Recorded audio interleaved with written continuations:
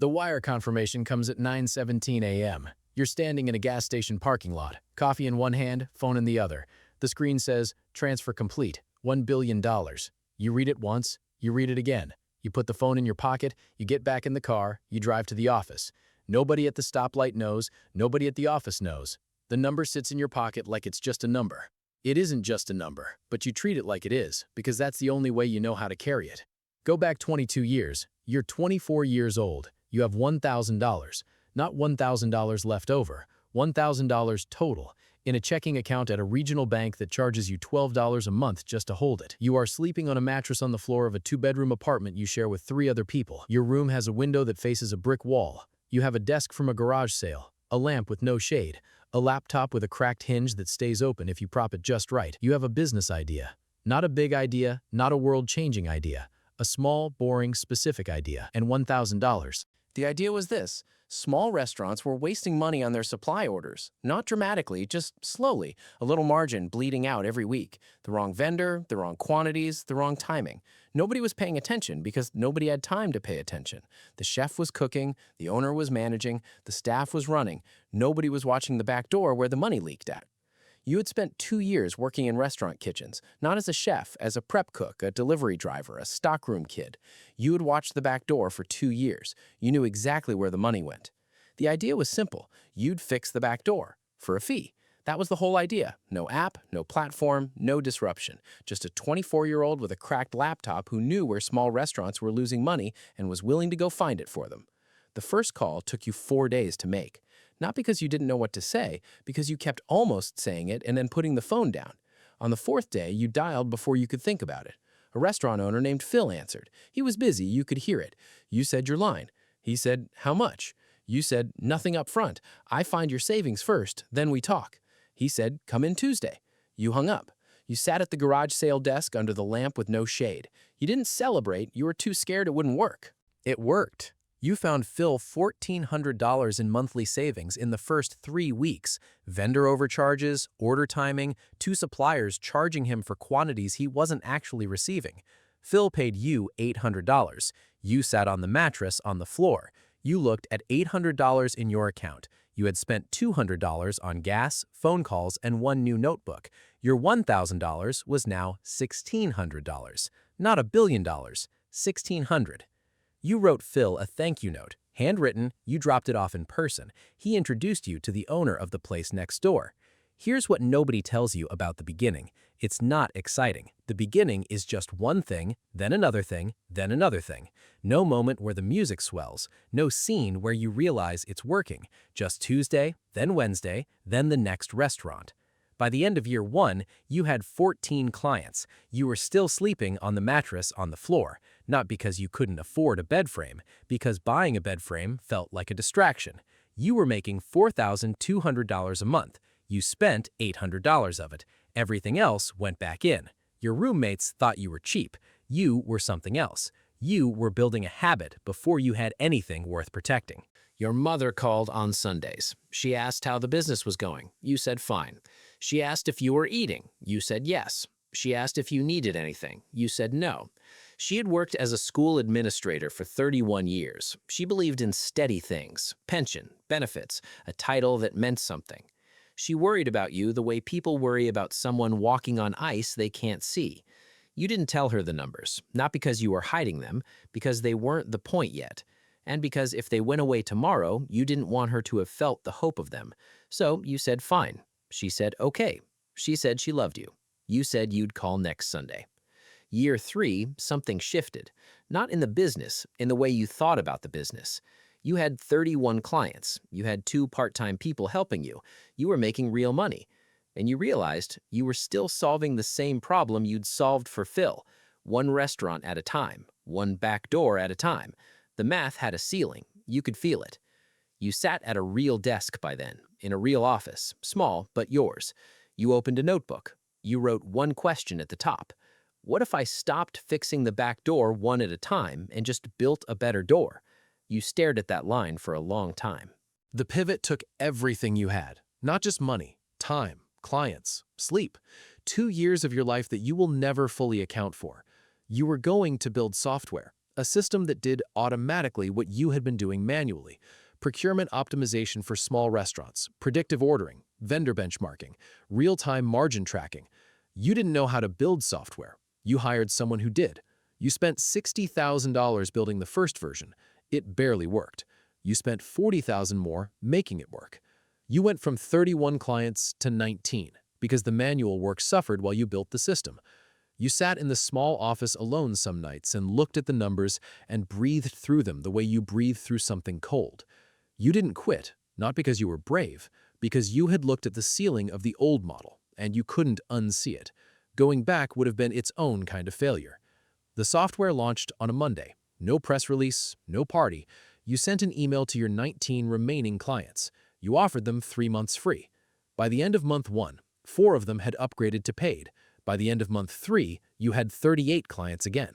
By the end of the year, you had 211. The thing about software is it doesn't sleep. It doesn't take Sundays off. It doesn't need a flight to get to the next city.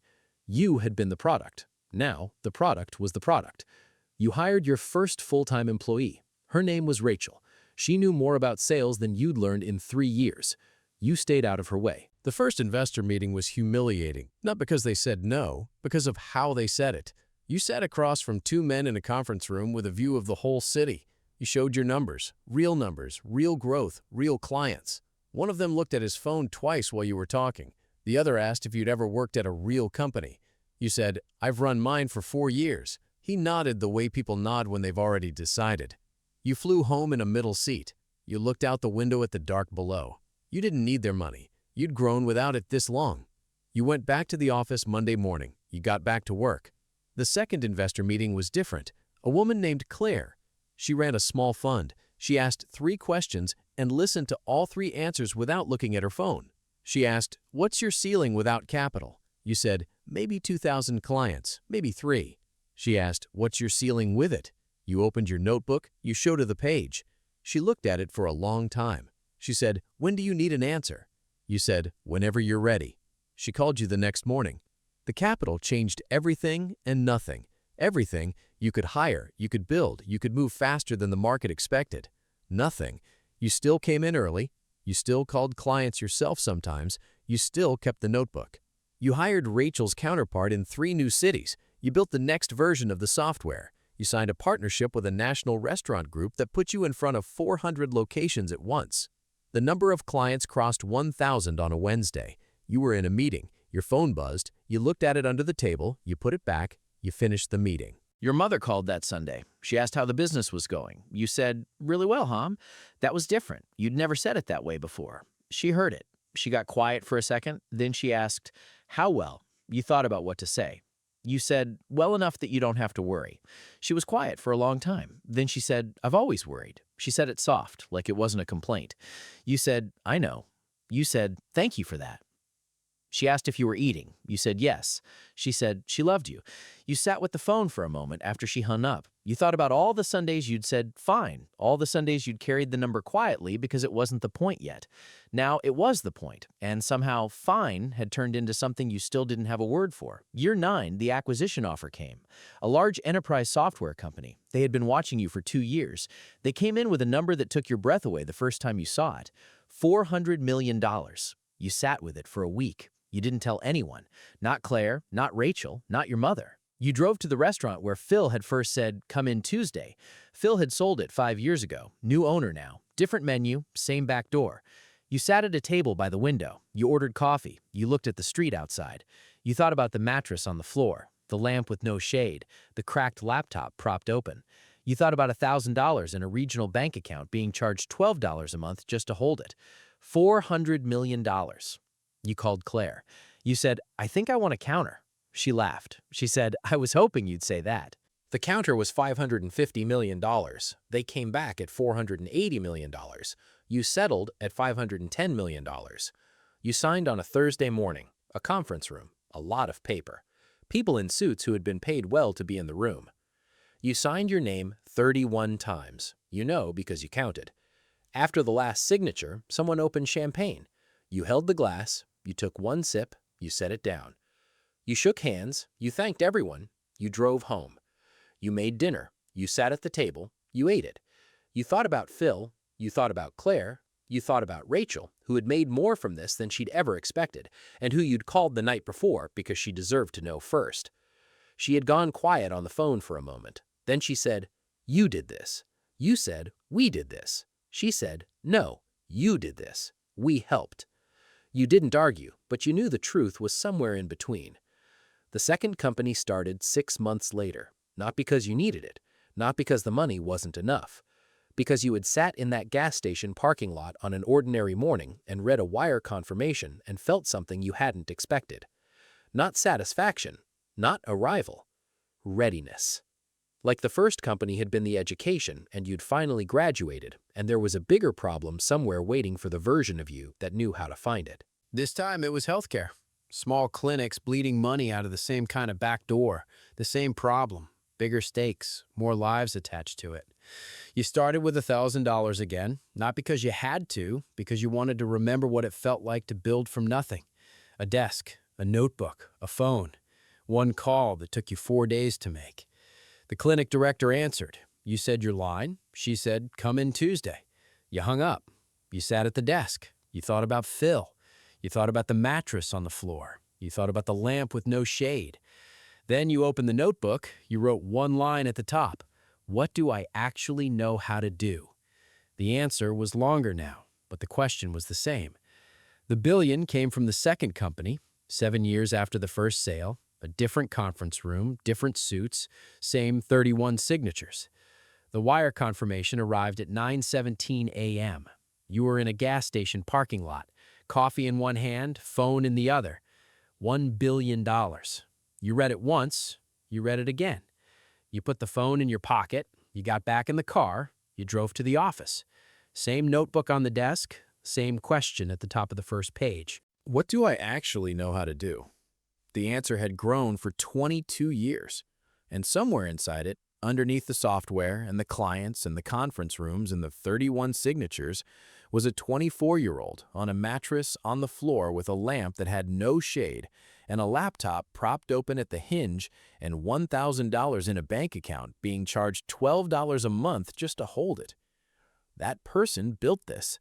Not the company, not the capital, not the investor meetings or the software or the pivot. That person, the one who made the call on the 4th day, the one who wrote Phil a handwritten thank you note, the one who said fine on Sundays until fine wasn't the right word anymore.